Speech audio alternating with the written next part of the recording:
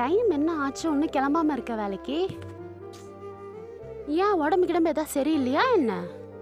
எனக்கு வேலைக்கு போகவே பிடிக்கல. ஏன் என்னாச்சு? வேலையில் ஏதாவது பிரச்சனையா என்ன?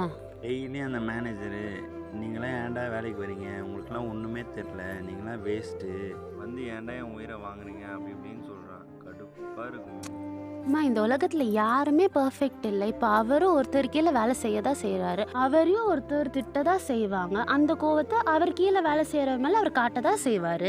இந்த உலகத்தில் எத்தனை பேர் வேலை இல்லாமல் இருக்காங்க. அதில் நீ இன்டர்வியூ போய் செலக்ட் ஆகி இப்போ வேலைக்கு போகிற, எவ்வளோ சந்தோஷமாக இருக்குது. ஆனால் எவ்வளோ நாள் இப்படியே போயிட்டு இருக்கிறது? லைஃப்ன்றது இப்படியே இருக்க போகிறது இல்லைம்மா.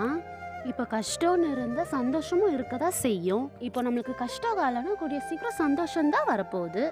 கண்டிப்பாக மாறும், நம்பு. சிரிச்சுக்கிட்டே வேலைக்கு கிளம்பு, சரியா?